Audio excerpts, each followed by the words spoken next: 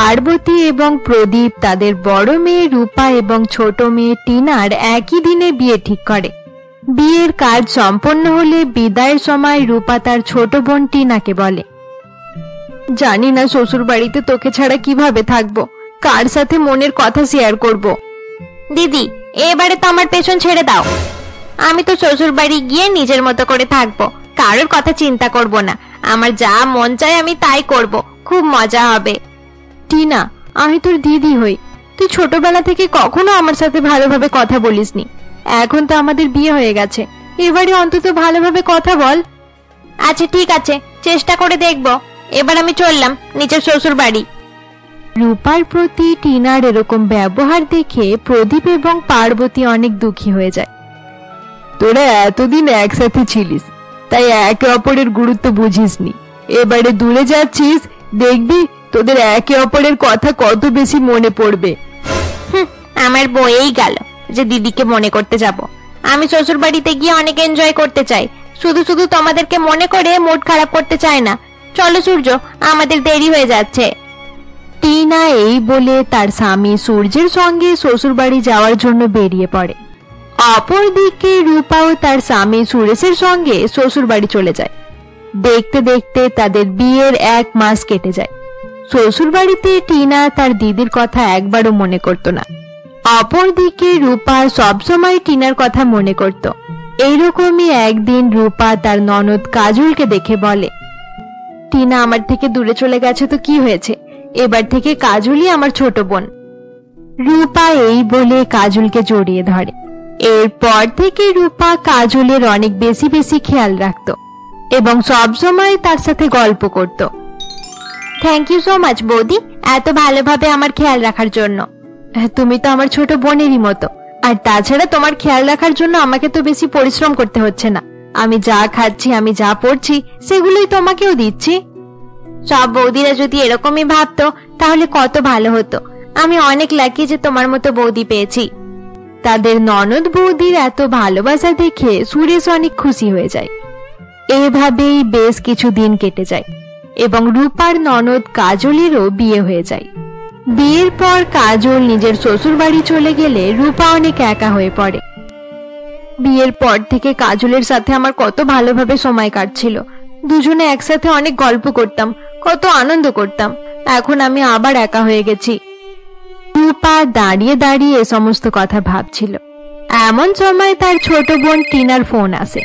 হঠাৎ করে টিনার ফোন আসায় রূপা অনেক খুশি হয়ে যায়। হ্যালো টিনা, কেমন আছিস বল?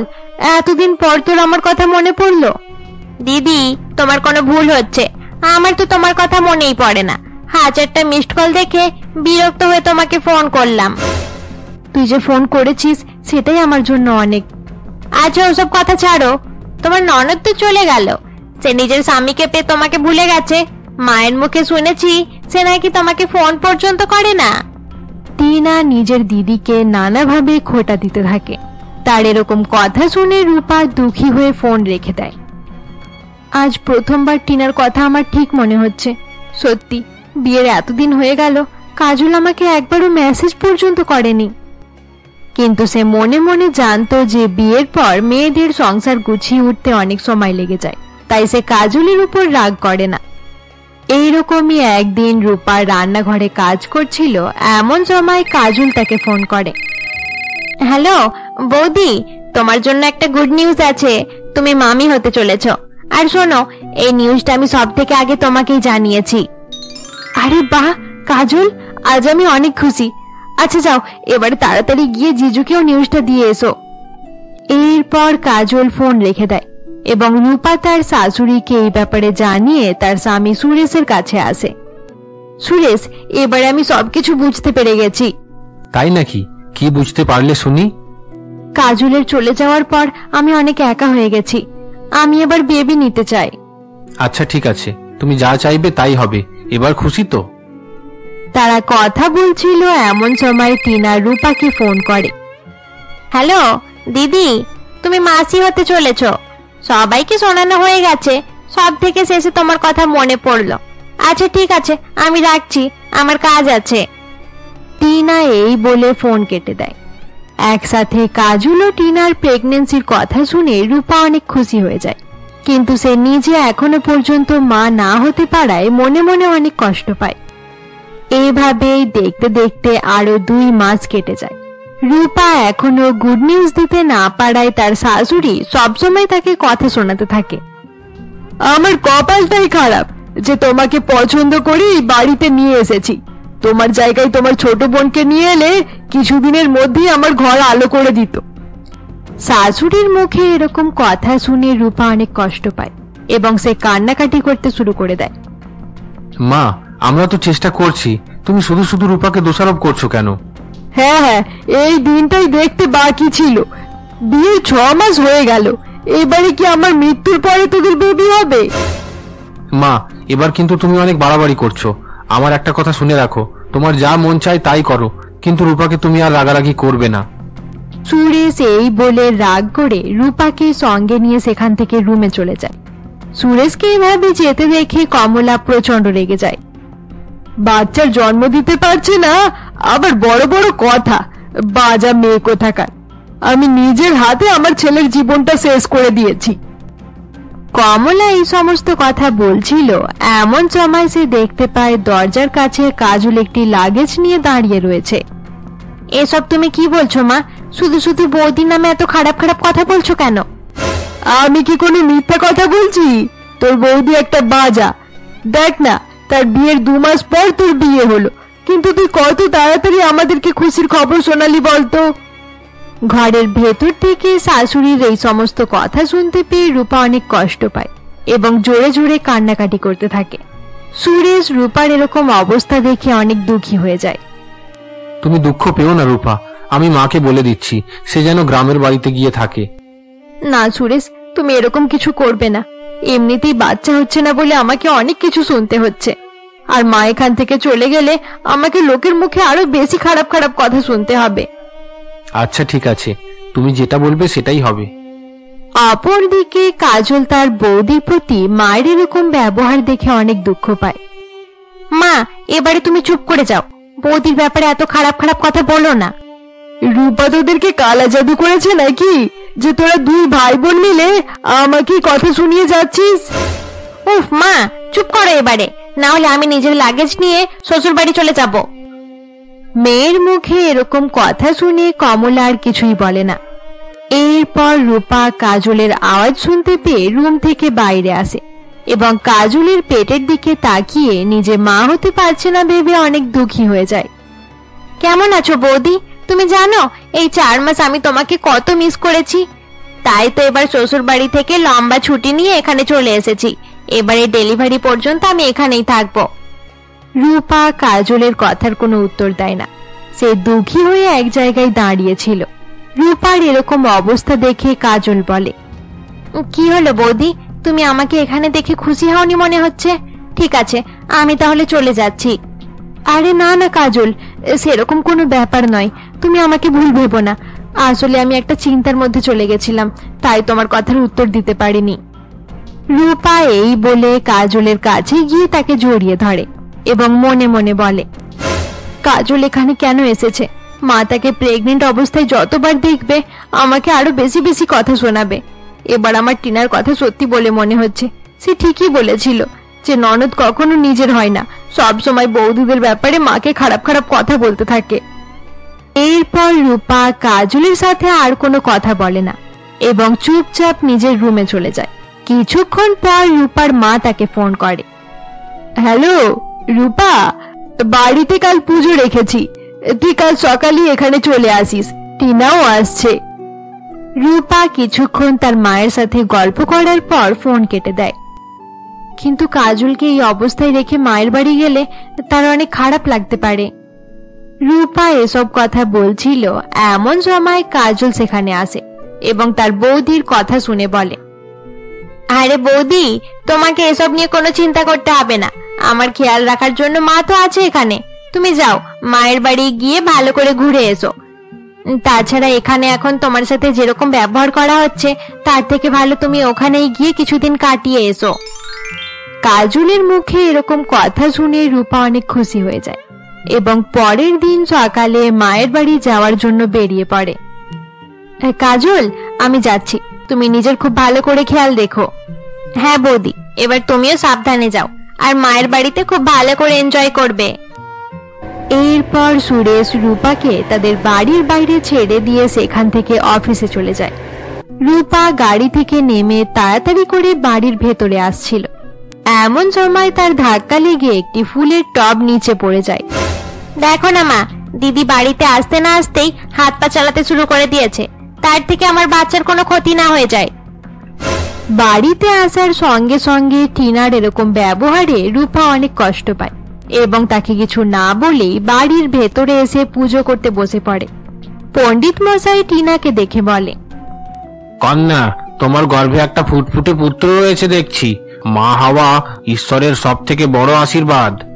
হ্যাঁ পণ্ডিত মশাই, মা হতে পারে সবার ভাগ্যে থাকে না, সবাই তো আর উপরওয়ালার আশীর্বাদ পায় না, কেউ কেউ অভিশাপও পেয়ে যায়। টিনার এরকম কথা শুনে রূপা কান্নাকাটি করতে করতে পুজো ছেড়ে উঠে নিজের রুমে চলে যায়।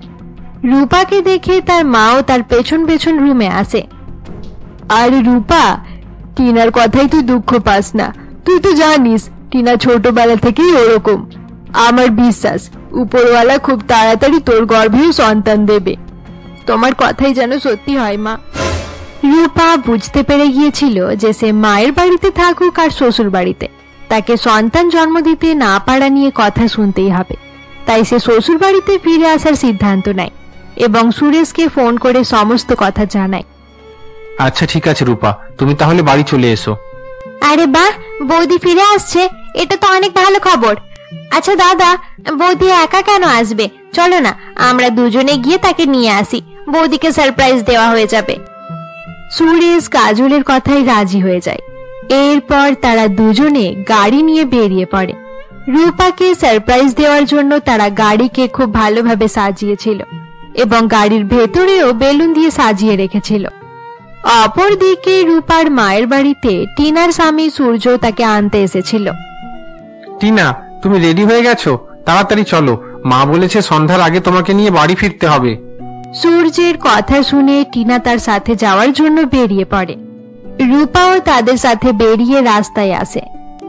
আচ্ছা জিজু, তুমি যদি কিছু মনে না করো, তোমরা যাওয়ার পথে আমাকে আমার শ্বশুর বাড়িতে ড্রপ করে দিয়ে যেতে পারবে? সত্যি দিদি, তোমার একটু লজ্জা নেই দেখছি।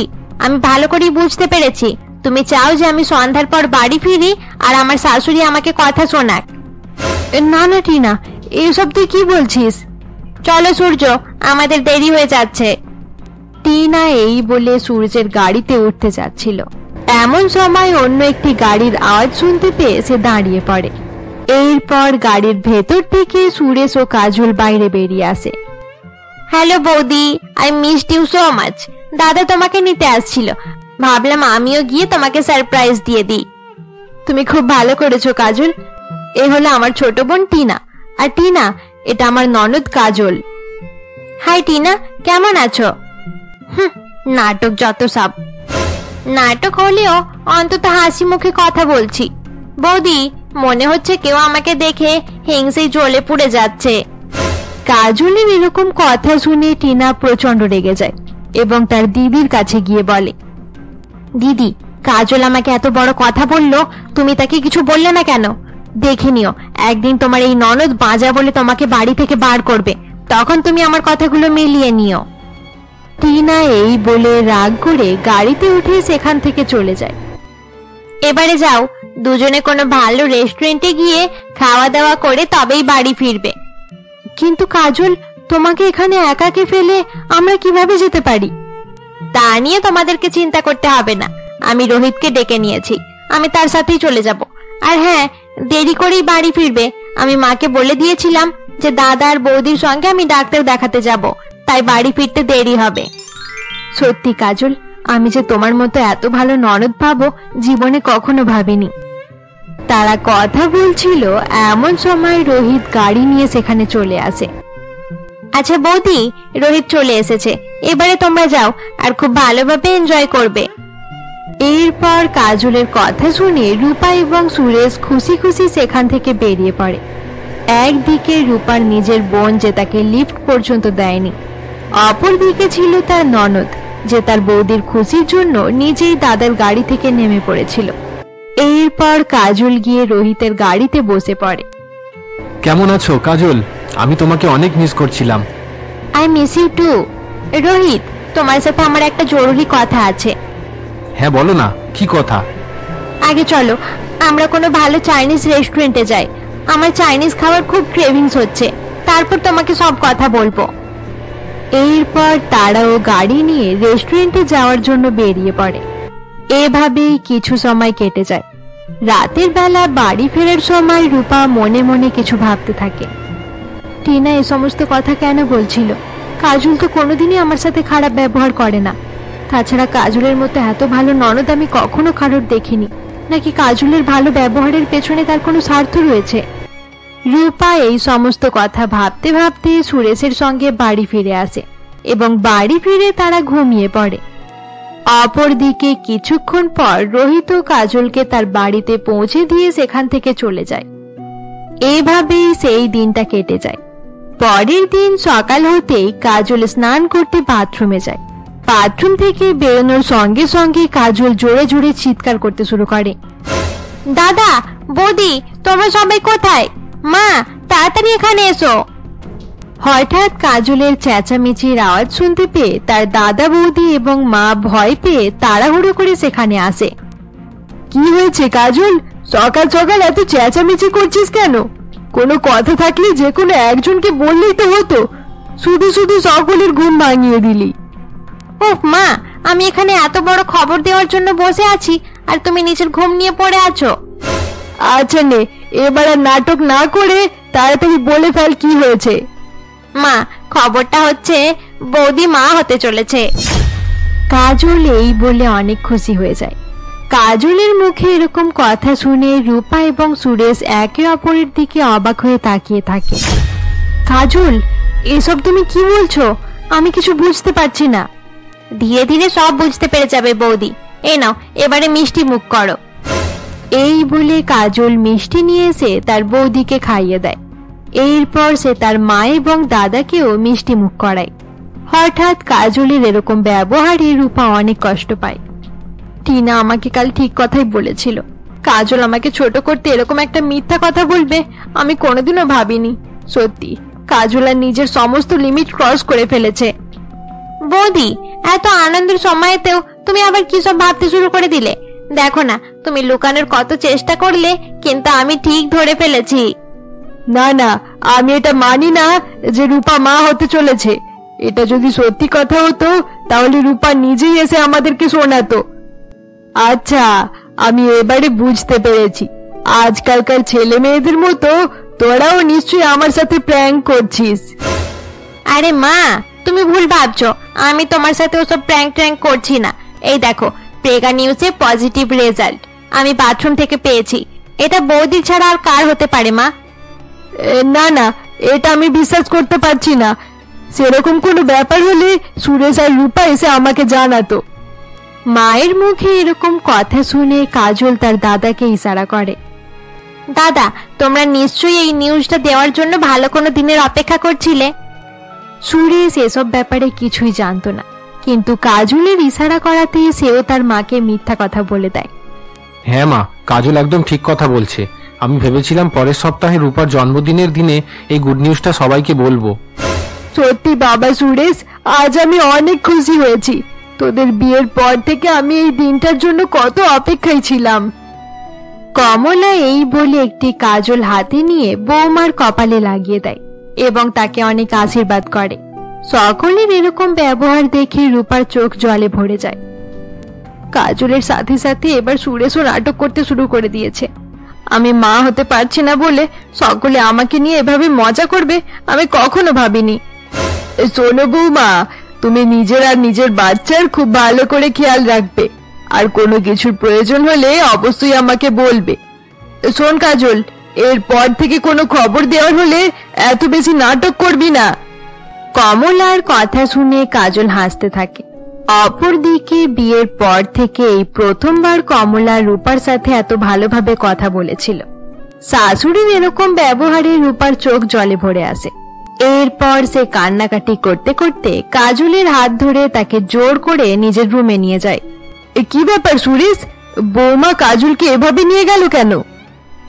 মা, তুমি তো জানো তারা কত ভালো বন্ধু, নিশ্চয়ই তাদের কোনো পার্সোনাল কথা আছে। তুমি এসব নিয়ে চিন্তা করো না, তুমি গিয়ে ঘুমিয়ে নাও। কাজল সকাল সকাল তোমার ঘুম ভাঙিয়ে দিয়েছিল। সুরেশ এই বলে নিজের রুমে আসে। এরপর সে দেখে রূপা কান্নাকাটি করতে করতে কাজলকে চড় মারছে এবং কাজল মার খাওয়ার পরেও হাসি মুখে দাঁড়িয়ে রয়েছে। কাজল, এখনো তোমার হাসি পাচ্ছে? আমাকে নিয়ে এত নাটক করার পরেও তোমার একটুও খারাপ লাগছে না?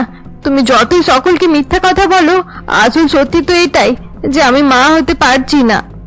তুমি এত কান্নাকাটি করো না বৌদি, তোমাকে দেখে আমার খুব কষ্ট হচ্ছে। কে বলেছে তুমি মা হতে পারবে না? এই দেখো, আমার পেটে যে সন্তান আছে, আজ থেকে এটা তোমার আর সুরেশ দাদার সন্তান। কাজলের মুখে এরকম কথা শুনে রূপা অবাক হয়ে দাঁড়িয়ে থাকে।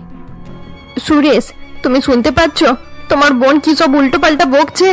আমার মনে হয় তার মাথা খারাপ হয়ে গেছে। কাজল, তুমি দয়া করে এবার এসব নাটক বন্ধ করো।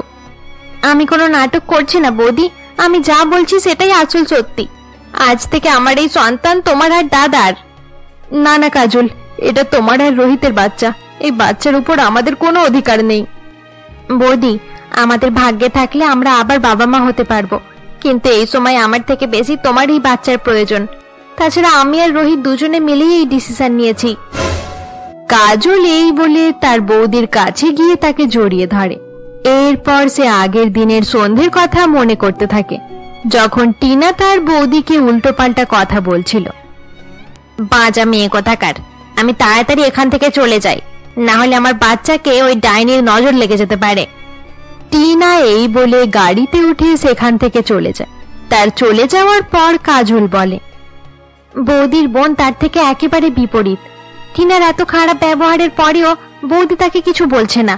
বৌদির জায়গায় আমি থাকলে চড় মেরে তার মুখ লাল করে দিতাম। কাজল এ সমস্ত কথা ভাবতে ভাবতে রোহিতের গাড়িতে উঠে বসে পড়ে। কি হয়েছে কাজল, তুমি ঠিক আছো তো? এমন সময় আমাকে হঠাৎ করে ডাকলে, আমি তো ভয় পেয়ে তাড়াহুড়ো করে চলে এলাম। চলো আগে আমরা রেস্টুরেন্টে যাই, তারপর তোমাকে সব কথা বলবো। এরপর কাজল এবং রোহিত একটি চাইনিজ রেস্টুরেন্টে পৌঁছায়। সেখানে গিয়ে কাজল রোহিতকে বলে, রোহিত, আমি একটা কথা ভেবেছি, কিন্তু তোমার পারমিশন ছাড়া আমি কোনো ডিসিশন নিতে পারছি না। কি হয়েছে কাজল, বলো না। আমাকে কোনো কথা বলতে গেলে তোমাকে বেশি ভাবতে হবে না, আমি সব সময় তোমার সাথে আছি। তুমি জানো রোহিত, বাচ্চা হচ্ছে না বলে মা বৌদিকে অনেক ছোট বড় কথা শোনাচ্ছে। তাছাড়া আজ বৌদির ছোট বোনও তাকে বাজা বলে অপমান করছিল। তাদেরকে কিভাবে বোঝাবো যে বাচ্চা সকলের তাড়াতাড়ি হয় না, কারোর দেরি করেও হয়। এটা তো বৌদির সাথে অনেক খারাপ হচ্ছে। সমাজ একটা মেয়েকে কোনোদিন শান্তিতে থাকতে দেয় না। বিয়ের আগে বিয়ে নিয়ে খোঁটা দেয়, আর বিয়ের পরে বাচ্চা নিয়ে খোঁটা দেয়। রোহিত, আমি চাইছি আমরা আমাদের বাচ্চাকে দাদা বৌদির হাতে তুলে দিই, তুমি প্লিজ বারণ করবে না। কাজলের কথা শুনে রোহিত অবাক হয়ে যায়, কিন্তু সে কাজলকে অনেক বেশি ভালোবাসতো, তাই তার কথায় রাজি হয়ে যায়। তোমার খুশিতেই আমার খুশি কাজল। তুমি নিজের বৌদির জন্য এত বড় স্যাক্রিফাইস করতে রাজি হয়ে গেলে, আর আমি তোমার জন্য এটুকু করব না? সত্যি কাজল, এখনকার সময় তোমার মতো বউ পেয়ে আমি অনেক খুশি। আমার এত সাপোর্ট করার জন্য thank you very much Rohit. শোনো, আমার মাথায় একটা আইডিয়া এসেছে। রোহিত, বাড়ি ফেরার সময় আমাকে কয়েকটা প্রেগন্যান্সি কিট কিনে দিও। এরপর তারা রেস্টুরেন্টে খাওয়া দাওয়া শেষ করে বাড়ি ফিরে আসে। রোহিত কাজলকে বাড়ি পৌঁছে দিয়ে সেখান থেকে চলে যায়। তার চলে যাওয়ার পর কাজল পজিটিভ টেস্টওয়ালা প্রেগন্যান্সি কিট নিয়ে বাথরুমে রেখে আসে। কাজল আগের দিনের এই সমস্ত কথাগুলো ভাবছিল। এমন সময় তার বৌদি তাকে বলে, কিন্তু কাজল, আমি মিথ্যা গর্ভবতী হওয়ার নাটক কিভাবে করব? তোমাকে ওসব নিয়ে চিন্তা করতে হবে না বৌদি, আমি শুরু থেকে শেষ পর্যন্ত সবকিছু ভেবে নিয়েছি। এবার শুধু আমি যা যা বলবো তুমি তাই তাই করতে থাকবে। কাজলের কথা শুনে রূপা সুরেশের দিকে তাকিয়ে থাকে। দাদার দিকে তাকিয়ে থাকলে কিচ্ছু হবে না বৌদি, আমি জানি দাদা আমার কথায় রাজি আছে। এবারে তুমি বলো, তুমি কি করতে চাও? প্রত্যেকদিন মায়ের খোটা শুনতে চাও, নাকি আমাদের সাথে মিলে অ্যাক্টিং করতে চাও?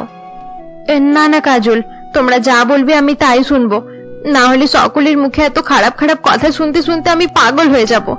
কিন্তু কাজল, মা যখন এই নাটকের ব্যাপারে জানতে পারবে তখন কি হবে? তুমি মাকে দেখছো তো বৌদি, মা এই খবর পেয়ে কত খুশি হয়েছে। কাউকে খুশি করার জন্য মিথ্যা কথা বললে তাতে কোনো পাপ হয় না। ভালো মানুষ হওয়ারও একটা লিমিট থাকে কাজল, কিন্তু তুমি আজ সব লিমিট ক্রস করে দিয়েছো। সকল বৌদিরা চাই তাদের ননদ যেন ঠিকঠাক হয়, কিন্তু আজ আমি প্রার্থনা করছি তোমার মতো ননদরা যেন খুব ভালো বৌদি পায়। রূপা এই বলে আবার জোরে জোরে কান্নাকাটি করতে শুরু করে দেয়। আমি তোমাকে নিয়ে কত খারাপ খারাপ কথা ভাবছিলাম কাজল। ভাবছিলাম তুমি হয়তো আমাকে ছোট করার জন্যই এখানে থাকতে এসেছো, কিন্তু তুমি তো নিজের সবকিছু স্যাক্রিফাইস করে দিচ্ছ আমার খুশির জন্য। আচ্ছা বৌদি, অনেক হয়েছে, এবার তুমি চুপ করো, আর কান্নাকাটি করতে হবে না। তুমি ওয়ার্ল্ডের বেস্ট বৌদি। তোমাদের ননদ বৌদির এত ভালো রিলেশন দেখে আমারও চোখে জল চলে এলো। তোমাদের এই সম্পর্কে কারোর নজর না লাগুক।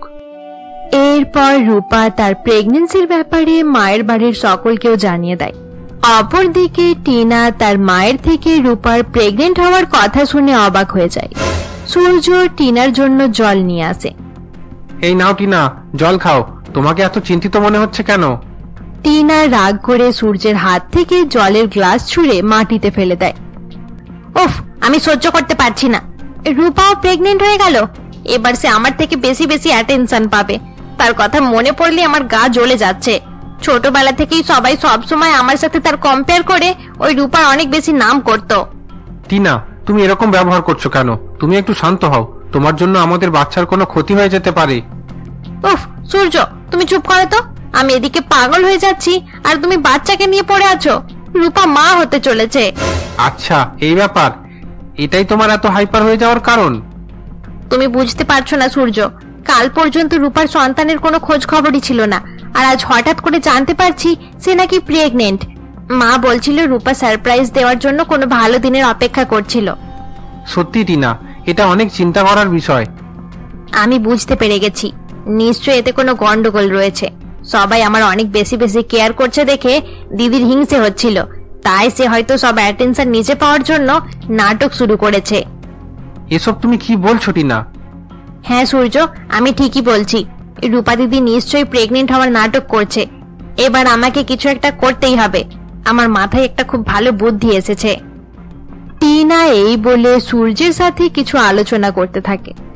অপরদিকে রূপার শ্বশুর বাড়িতে সকলে তার খুব ভালোভাবে খেয়াল রাখছিল।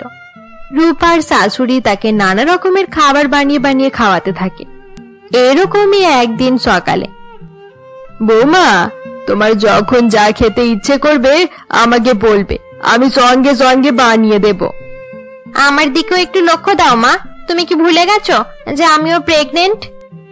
কাজল, বৌদিকে দেখে তোর হিংসে হচ্ছে নাকি?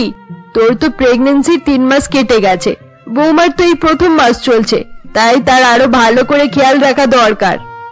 শাশুড়ির মুখে এরকম কথা শুনে রূপা অনেক খুশি হয়ে যায়। এভাবেই দেখতে দেখতে আরো 1 মাস কেটে যায়। বৌমা, এখানে এসে বসো, তোমার মাথায় একটু সরষের তেল দিয়ে ভালো করে মাসাজ করে দি। না না মা, সরষের তেল থেকে নয়, ওই তেলে আমার অনেক গন্ধ লাগে। বেশি কথা না বলে চুপচাপ চলে এসো। আজকালকার মেয়েদের সরষের তেলের নাম শুনলেই গন্ধ লাগে, কিন্তু আমরা যখন ছোট ছিলাম আমাদের অন্য কিছু ছিল না, এই তেলই মাখতে হতো। সরষের তেল মাখলে মাথার বুদ্ধি খোলে। কমলা এই বলে তার বৌমায়ের চুলে বেশি বেশি করে তেল লাগিয়ে দেয়। আচ্ছা মা, আপনি কি ছোটবেলা থেকে কাজলকেও এই সরষের তেলই মাথায় লাগিয়ে দিচ্ছেন? কারণ তার বুদ্ধি আমাদের সবার থেকে অনেক বেশি। এটা তুমি কিন্তু একদম ঠিক কথাই বলেছো বৌদি। এসব কথা বলে তারা অনেক হাসাহাসি করছিল। এমন সময় কাজল দরজার দিকে তাকাতেই অবাক হয়ে যায়। বৌদি, একবার দরজার দিকে তাকিয়ে দেখো, তোমার ডেঞ্জারাস বোন তার লাগেজ নিয়ে দাঁড়িয়ে রয়েছে। কাজলের কথায় রূপা দরজার দিকে তাকিয়ে দেখে তার বোন টিনা সেখানে দাঁড়িয়ে রয়েছে। টিনাকে এভাবে দেখে বাড়ির সকলে অবাক হয়ে যায়। এরপর রূপা টিনার কাছে যায় এবং তাকে জড়িয়ে ধরে। রূপা যখন টিনাকে জড়িয়ে ধরেছিল এমন সময় টিনা তার পেটে হাত দেয়। কি হলো টিনা, তুই এভাবে আমার পেটে হাত দিচ্ছিস কেন? আরে দিদি, তুমি তো প্রেগনেন্ট, তাহলে তোমার পেট ফুলে নেই কেন? আরে বৌদি, মনে হচ্ছে টিনা তোমার প্রেগন্যান্সি নিয়ে অনেক বেশি টেনশনে আছে।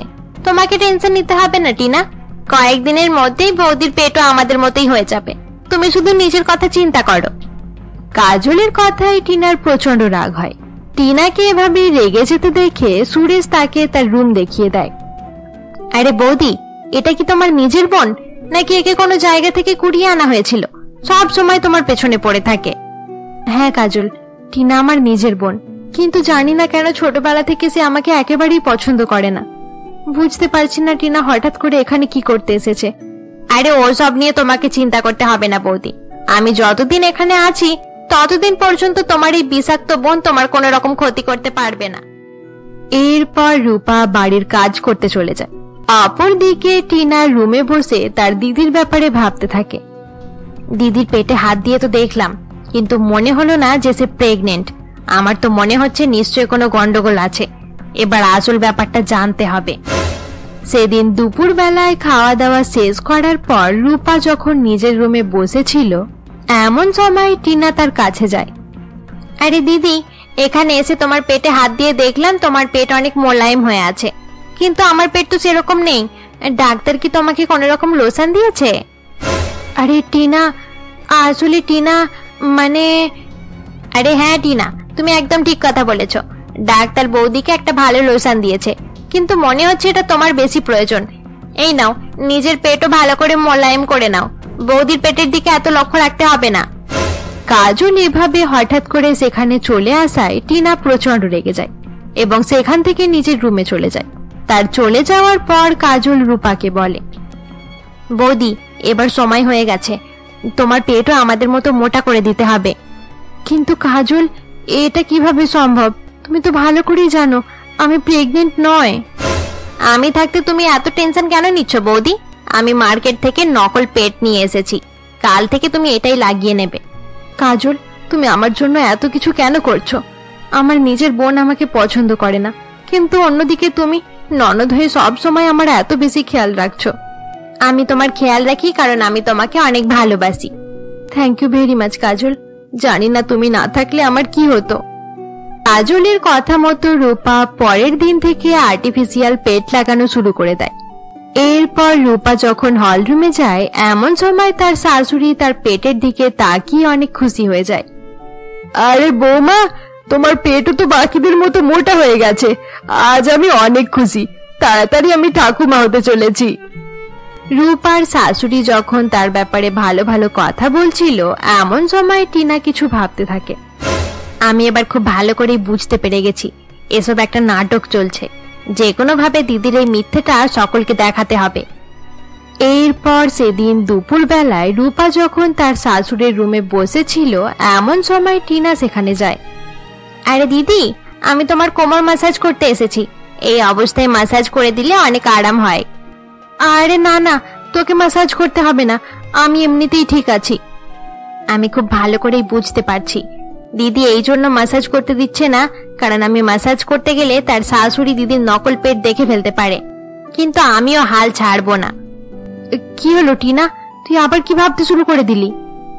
না না দিদি, আমি তোমার কোনো কথা শুনবো না। আমি যখন ভেবে নিয়েছি ম্যাসাজ করব, তাই আমি করবই। টিনা যখন রূপাকে জোর করছিল, এমন সময় কাজল সেখানে চলে আসে। আরে টিনা, তুমি বৌদিকে জোর করছো কেন? তোমার যখন ম্যাসাজ করতে এতই বেশি ইচ্ছে করছে, তাহলে আমার ম্যাসাজ করে দাও। আমিও তো প্রেগনেন্ট, আর আমার কোমরে সবসময় যন্ত্রণা হতে থাকে। আরে মা, তুমি টিনাকে বলো না সে যেন আমার ম্যাসাজ করে দেয়।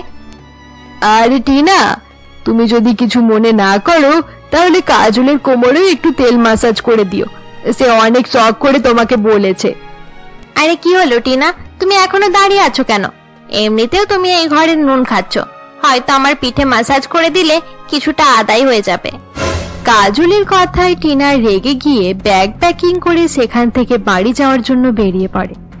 সেদিন রাতের বেলায় সুরেশের অফিসে অনেক কাজ থাকায় সে বাড়ি ফেরে না। অপরদিকে টিনার চলে যাওয়ায় রূপা এবং কাজল অনেক খুশি ছিল। দেখলে তো বৌদি, তোমার ওই বিষাক্ত বোনকে কিভাবে আমি বাড়ি থেকে বার করলাম। হ্যাঁ সত্যি কাজল, তোমার অনেক বুদ্ধি আছে মানতে হবে। টিনার মতো মেয়েকে তুমি জব্দ করে দিলে। তারা দুজনে কথা বলছিল, এমন সময় কেউ জোরে জোরে দরজা ঠুকতে থাকে। আওয়াজ শুনতে পেয়ে রূপা ভয়ে ভয়ে গিয়ে দরজা খোলে। দরজা খুলতে সে দেখতে পায় টিনা সেখানে দাঁড়িয়ে রয়েছে। দিদি, আমার মনে হচ্ছে আমার ডেলিভারির সময় হয়ে এসেছে, তাড়াতাড়ি আমাকে হসপিটালে নিয়ে চলো, আমার লেবার পেন শুরু হয়ে গেছে। টিনা এই বলে অজ্ঞান হয়ে পড়ে যাচ্ছিল। এমন সময় রূপা তাকে সামলে নেয়। আমি টিনাকে হসপিটালে কিভাবে নিয়ে যেতে পারি? সুরেশ তো বাড়িতে নেই, আর টিনার অবস্থা দেখে মনে হচ্ছে না যে সে হেঁটে হেঁটে যেতে পারবে। বৌদি, কি হবে এবার? টিনাকে হসপিটালে কে নিয়ে যাবে? তার অবস্থা দেখে আমার খুব ভয় করছে। আমি ছাড়া আর কোনো উপায় নেই কাজল, আমাকেই টিনাকে হসপিটালে নিয়ে যেতে হবে। এরপর তারা একটি গাড়ি ভাড়া করে 3 জন মিলে হসপিটালে পৌঁছায়। ডাক্তারবাবু, টিনার অবস্থা কেমন আছে? আর তার ডেলিভারি সি-সেকশন হবে নাকি নর্মাল? আরে না না, ডেলিভারির এখন কোনো ব্যাপার নয়, এই মাত্র 8 মাস চলছে। এই সময় মাঝে মাঝে এরকম পেন হওয়া নর্মাল ব্যাপার। আপনারা পেশেন্টের সাথে দেখা করতে পারেন। ডাক্তারবাবুর কথা শুনে রূপা এবং কাজল একে অপরের দিকে অবাক হয়ে তাকিয়ে থাকে। এরপর তারা টিনার সঙ্গে দেখা করতে কেবিনে আসে। দিদি, তোমার বাচ্চা ঠিক আছে কিনা ডাক্তার দেখিয়ে ভালো করে চেক আপ করিয়ে নাও, কারণ এই প্রেগনেন্ট অবস্থায় তুমি যেভাবে আমাকে পিঠে তুলে নিয়ে এলে তা দেখে মনে হলো না সবকিছু ঠিকঠাক চলছে বলে। সত্যি দিদি, তুমি এত বড় নাটক কিভাবে করতে পারলে? এসব তুই কি বলছিস টিনা? তাছাড়া তুই যেটা আমাদের সাথে করলি সেটা কি ছিল? আমি তো তোমার মিথ্যা কথা ধরার জন্যই এ সমস্ত নাটক করছিলাম। তোমার প্রেগনেন্সির খবর পেয়ে তখনই আমি বুঝে গেছিলাম যে নিশ্চয়ই কোনো রকম গন্ডগোল চলছে। এবারে দেখো কিভাবে সকলের সামনে আমি তোমার এই মিথ্যা মুখোশ খুলে দিই। টিনার এরকম ব্যবহারে কাজল প্রচন্ড রেগে যায় এবং তাকে জোরে একটি চড় মেরে দেয়। টিনা, তোমার সাহস কি করে হলো আমার বৌদিকে এত বড় বড় কথা বলার? তাছাড়া বৌদিকে নিয়ে তোমার এত সমস্যা কিসের? বৌদি নিজের সব কষ্ট ভুলে গিয়ে তাড়াহুড়ো করে তোমাকে হসপিটালে নিয়ে এলো যাতে তোমার কোনো রকম ক্ষতি না হয়ে যায়। তুমি তাকে এখনো চিনতে পারলে না টিনা? ছি, তোমার মতো বোন থাকার থেকে না থাকা অনেক ভালো। এরপর সে তার বৌদির কাছে গিয়ে বলে, বৌদি, আজ তোমাকে আমাদের দুজনের মধ্য থেকে যে কোনো একজনকে চুজ করতে হবে। একদিকে তোমার বোন আর একদিকে আমি। আমি টিনাকে চুজ করার কথা জীবনেও ভাববো না কাজল। আমি যখন এতদিনে তাকে আমার ভালোবাসা বোঝাতে পারিনি, আশা করি এর পরেও কোনোদিন পারবো না। চলো কাজল, অনেক রাত হয়েছে, আমরা বাড়ি ফিরে যাই। মা আর সুরেশ না হলে অনেক চিন্তায় পড়ে যাবে। ভালো করে শুনে রাখো টিনা, বৌদির ব্যাপারে তোমার যাকে যা বলার বলে দিতে পারো, তাতে আমাদের কোনো যায় আসে না। এরপর কাজল এবং রূপা দুজনে বাড়ি ফিরে আসে। পরের দিন থেকে রূপা এবং কাজল দুজনেই ভয়ে ভয়ে ছিল যে কোন মুহূর্তে টিনা এসে তার শাশুড়িকে সমস্ত সত্যি কথা জানিয়ে দেবে। এভাবেই দেখতে দেখতে 1 মাস কেটে যায়। একদিন সকালে হঠাৎ রূপার কাছে টিনার ফোন আসে। হ্যালো দিদি, তুমি মাসি হয়ে গেছো, আমার একটা ফুটফুটে মেয়ে হয়েছে। ঠিক আছে, নিজের ভালো করে খেয়াল রাখবি। রূপা এই বলেই ফোন কেটে দেয়। রূপার এরকম ব্যবহারে টিনা অনেক কষ্ট পায় এবং কান্নাকাটি করতে থাকে। এভাবেই দেখতে দেখতে কয়েকদিন কেটে যায়। এরকমই একদিন দুপুরে রান্না করতে করতে হঠাৎ রূপা মাথা ঘুরে মাটিতে পড়ে যায়। এরপর সুরেশ এবং কাজল তাড়াতাড়ি তাকে ডাক্তারের কাছে নিয়ে যায়। কংগ্রাচুলেশনস, পেশেন্ট মা হতে চলেছে। ডাক্তারের কথা শুনে তারা 3 জনে অনেক খুশি হয়ে যায়। এরপর তারা হসপিটাল থেকে বাড়ি ফিরে আসে। রূপা বাড়ি ফিরে দেখে হলরুমে তার বোন বসে রয়েছে এবং তার শাশুড়ি আর্টিফিশিয়াল পেট হাতে নিয়ে দাঁড়িয়ে রয়েছে। এরপর রূপা রেগে গিয়ে টিনাকে চড় মেরে দেয়। তুই জীবনেও শোধরাবি না টিনা, তুই কেন বারবার আমাকে কষ্ট দিচ্ছিস? না দিদি, তুমি আমাকে ভুল ভাবছো। টিনাকে কিছু বলো না বৌমা, সে না থাকলে আমি কখনোই জানতে পারতাম না যে আমার কথাবার্তার জন্য তোমাকে কত কষ্ট পেতে হয়েছে। টিনা আমাকে সব বলেছে যে তুমি কত কষ্ট পাওয়ার পর নকল প্রেগন্যান্সির অ্যাক্টিং করতে শুরু করেছিলে। দিদি, তুমি আমাকে ক্ষমা করে দাও, আমি ছোটবেলা থেকে তোমাকে অনেক কষ্ট দিয়েছি। টিনা এবং তার শাশুড়ির এরকম কথা শুনে রূপা অনেক খুশি হয়ে যায়। এসব কিছু তোমার জন্যই সম্ভব হয়েছে কাজল, থ্যাংক ইউ সো মাচ আমার জীবনে এত খুশি এনে দেওয়ার জন্য। আচ্ছা ঠিক আছে, এসব কথা এখন থাক, এবার একটা গুড নিউজ শোনার জন্য সবাই প্রস্তুত হয়ে যাও। বৌদি, তুমি নিজেই বলো না। আসলে মা, আমি প্রেগনেন্ট। রূপার কথা শুনে শাশুড়ির চোখ জলে ভরে যায়।